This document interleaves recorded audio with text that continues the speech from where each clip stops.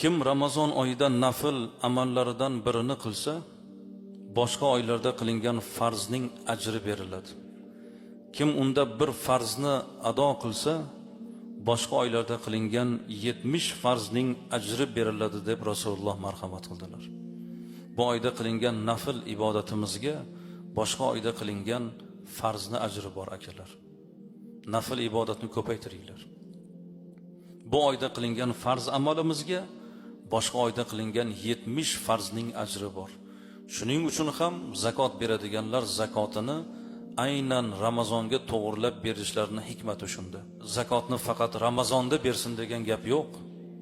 Endi Ramazonda to'g'rilanishligi bu oyda o'sha qilingan farzga beriladigan ajrning ko'pligidan Ramazonga to'g'rilanadi. Demak azizlar, Ramazon oyida biz nafl ibodatlarimizni ko'paytirishimiz kerak. Qo'shimcha nafl namozlaringizni o'qing, zikr tasbihlarni ko'paytiring, Qur'oni Karimni xatmonasida ishtirok eting. Kunduz kunlari bekor bo'lsangiz, Qur'oni Karimdan o'qish salohiyatingiz bo'lsa, o'zingiz ham bir xatmona qilishga imkon toping. Ko'proq yaxshiliklar qilishligimiz kerak. Alloh taolo ham aytayaptiki, mana bu ibodatlarda hammasi mayli, lekin ro'zanikini alohida, ro'zani mukofotini o'zim beraman dedi. Umid qilamizki, inshaalloh mana shu mukofotga hammamiz daxil bo'lamiz. Eng katta mukofotini ama bitta hadisda Rasulimiz alayhisalom aytdilar. Jannatda dedilar bir darvoza bor. Uning nomi Rayyondir. Undan faqat ro'zadorlar kiradi. Eng oxirgi ro'zador kirgandan keyin bu darvoza berkiladi dedilar. O'sha Rayyon darvozasida hammamizni Alloh yuz ko'rishtirsin. Bu ro'zani qarang, bu fazilatini hattoki siz o'zingiz bilmaysiz. Tasavvur qiling, mana shu bugun ro'zada iftorlikda o'tirganda mana shu gapimni eslang siz azizlarim. Men o'zim har kuni eslab, juda ham o'zimga o'zim ta'sirlanaman. Rasulimiz alayhisalom aytganlar. Agar biz iftorlik dasturxoni atrofida o'tirib iftorlik vaqtini kutib turamiz. Bir daqiqa qolgan bo'lsa ham ochmaymiz.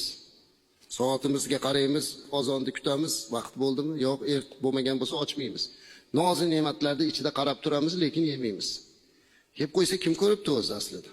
Lekin yo'q, chunki Alloh uchun tutganmizda kutib turamiz. Siz shuni kutib yemasdan o'tirgan paytingizda bilasizmi, osmonda nima bo'layotgan bo'ladi? Payg'ambarimiz alayhisalom aytganda buni.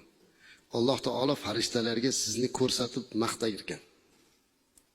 Ey maloikalarim, men bir paytlar yer yuzida Odam alayhisalomni yaratib, yerga xalifa qilaman, o'zimni o'rinbosar qilaman deganimda, ularda haqlarida sizlar yomon gaplar, ya'ni ularni qon to'kadi, isyon qiladi deganmidinglar?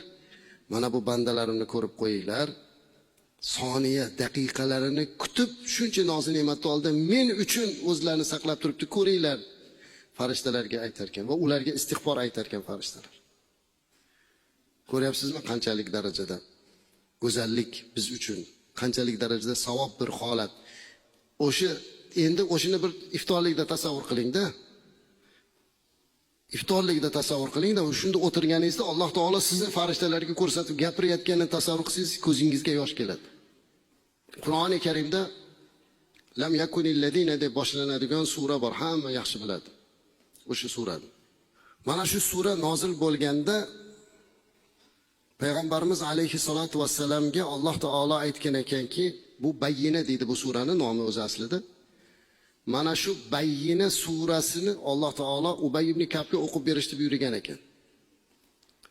Payg'ambarimiz alayhissalatu vassalam Ubay ibn Ka'bning oldiga kelib, Qur'onda Bayyina degan sura nozil bo'ldi. Alloh taolo o'sha surani meni senga o'qib berishni amr qildi deganda, nahotki Alloh meni aytdimi? Alloh meni esladimi deb yig'lagan ekanlar. Rosa ovoz chiqarib yig'lagan ekanlar. Chunki bu katta faxrda, Alloh eslashligi katta faxr azizlar. Biz o'sha sahobadek o'zimizga olishimiz kerak, Alloh bizni esladi deyishligimizda. Qarang, sahoba aytayapti, meni Alloh eslabdi deb yig'layapti. Nomimni aytdimi, meni esladimi deyapti, mana tarixda qoldi. Xuddi shuningdek iftor mahalda yoki bo'lmasa siz Allohni zikr qilayotgan paytingizda Mana shunday zikr qilib, hozir ibodat qilib turgan paytingizda Alloh taolo eslaydi. Chunki Alloh Qur'onda aytadi: "Estaizu billahi fazkuruni azkurkum."